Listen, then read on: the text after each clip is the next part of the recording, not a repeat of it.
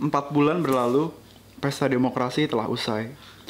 Saat ini, sebuah hadiah telah menanti di pelupuk mata rakyat Indonesia. Dalam hadiah ini, rakyat menantikan sebuah mimpi, sebuah asa, akan sesosok pemimpin ideal. Namun, seberapa jauh rakyat telah mengenal hadiah yang akan mereka terima? Halo, gue Ari Bayu. Nama saya Rini. Nama gue Hesto. Saya Safat. Halo, nama gue Irsyan. Halo, namaku Karisa. Umur saya 32. Umurnya 22. 41. Umur 18 tahun. Umur saya 33. Umurnya 18 tahun. 19 tahun. Pekerjaan saya sebagai penulis dan pelajar. Karyawan swasta. Kerjaan gue sebagai kurir. Gue kerja di Trofi 2015. Gabut. Pekerjaan sebagai koki. Pekerjaan gue di film. Jokowi presiden keberapa? Gak begitu tahu. Presiden keberapa dia? 7. Jokowi adalah presiden ke-7. Jokowi ke presiden ke-7 pastinya, makanya jadinya J. Kalau nggak 7, 8, 9. Yang ke-7. Apa? Ke-7. Presiden ke-7. Mati loh. 7. Pelantikannya tahu nggak kapan? 20 Oktober. Tanggal 30 ya? Oktober. Salah. No. 20 Oktober. 20 Oktober. Masih lama. Tanggal 20 Oktober hari Senin. Bapak tahu nggak dulu kuliah di mana? Hutanan UGM. Lupa ITS kalau nggak salah. Mana ya? Ada. Gas terima. Waduh, nggak tahu ya soalnya nggak bareng waktu itu. Kalau tidak salah itu dari JM. UGM. Jurusannya ya? Jurusannya kalau nggak salah blok M mana gitu. Ya. Nah, ya. Nggak tahu. Jurusan kehutanan. teknik ya, teknik perkayuan. Ya, ilmu pertanahan. Jurusan saya kurang tahu sih ya. Tanan. Jabatan sebelum jadi gubernur DKI. Di Wali Kota Solo. Wali kota di Solo. Wali Kota Solo. Nggak tahu. Wali Kota ya? Wali Kota Solo kalau nggak salah. Jadi Bupati Solo. Wali Kota, Dik. Musik kesukaannya Pak Jokowi apa? Metal. Katanya sih, nggak tahu.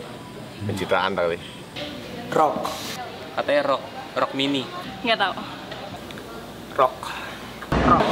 Rock metal. Pekerjaan Pak Jokowi sebelum jadi wali kota?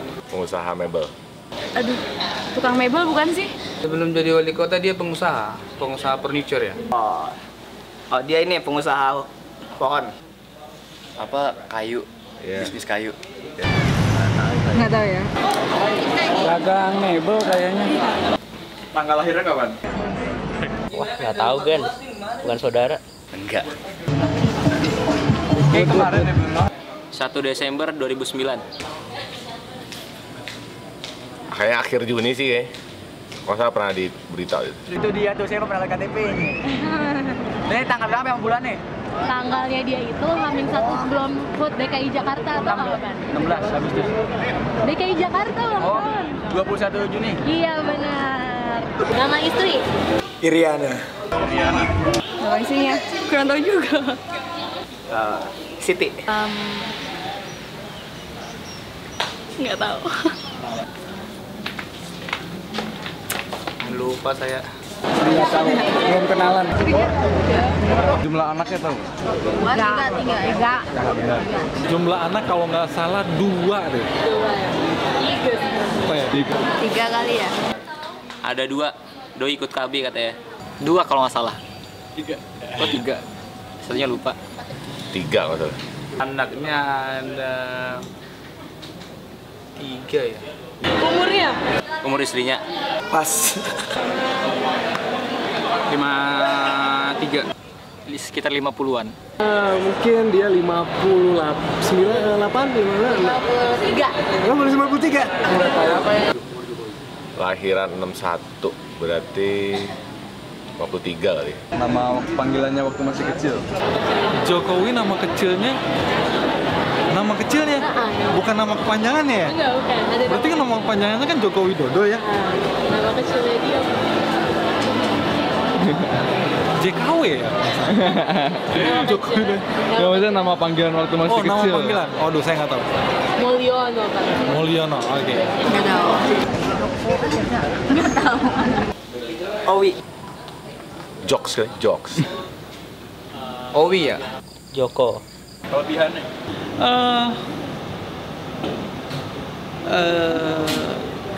Dia menurut bisa dibilang orang yang sangat sederhana aja, simple gitu. Dia bisa menjadi magnet untuk pemimpin ke depan. Jokowi, dia kalau ngelanganin sesuatu dia langsung turun tangan langsung ke masalahnya. Dia pintar menarik hati rakyat dan pintar milih orang. Kelebihan Jokowi sederhana. Gampang bermanuver. Kreatif. Kerja. Kekurangan Jokowi. Jelek. Karena dia yang turun sendiri, jadi kerjanya agak lama.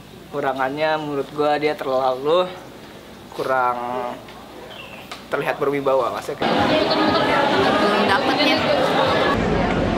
Agak kurang tegas pembawaannya menurut saya.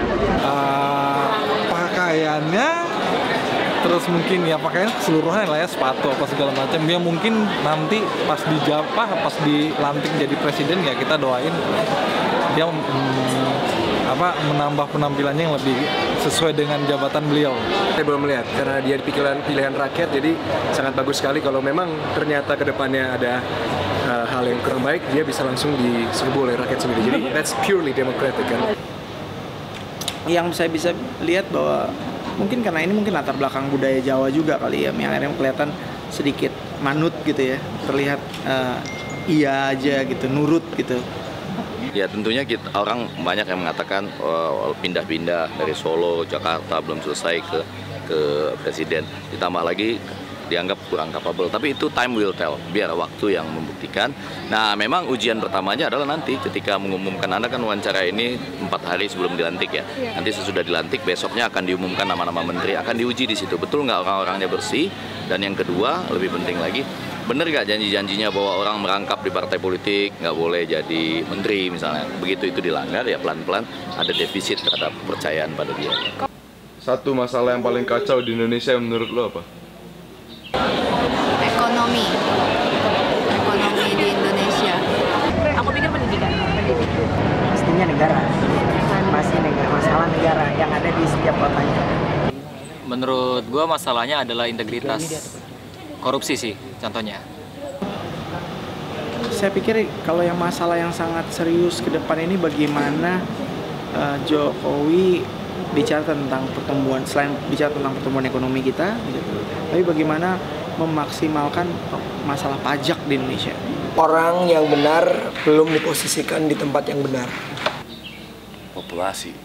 Saya sulit untuk membahas ini ya, soalnya kanker di Indonesia tuh banyak sekali. Kayak Ahok tuh salah satu pahlawan saya.